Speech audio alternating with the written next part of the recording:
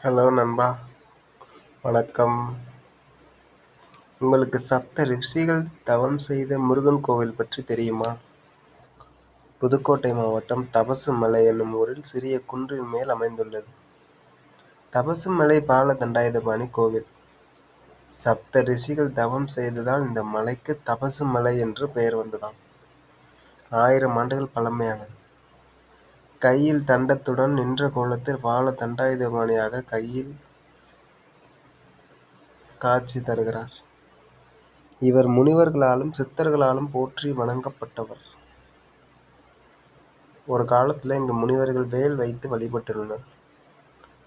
இந்த இடத்திலேயே முருகப்பெருமானுக்கு விக்கிரகம் அமைத்து பிரதிஷ்டை செய்து பின்பு கோவில் எழுப்பி மக்கள் வழிபடத் தொடங்கினர். மலை அடிவாரத்தில் சப்த ரிஷிகளின் சிலைகளும் பீடமும் அமைந்துள்ளன.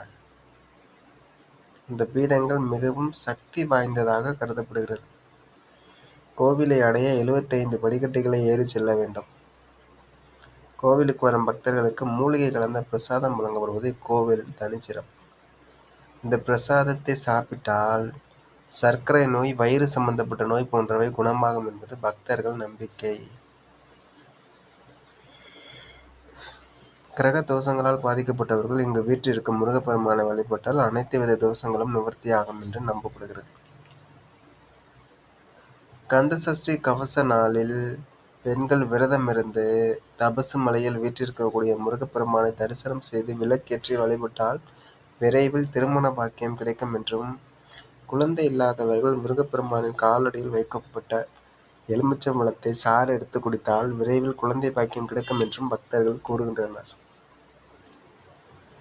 மன வேறுபாட்டால் பிரிந்து வாழும் தம்பதியர் இங்குள்ள முருகப்பெருமானிடம் மனமுருகி பிரார்த்தனை செய்தால் விரைவில் ஒன்று சேர்வார்கள் என்பது நம்பிக்கை.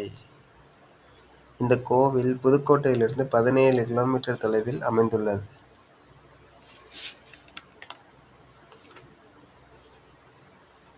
நன்றி நண்பா. ஓம் முருகா, வெற்றிவேல் முருகா.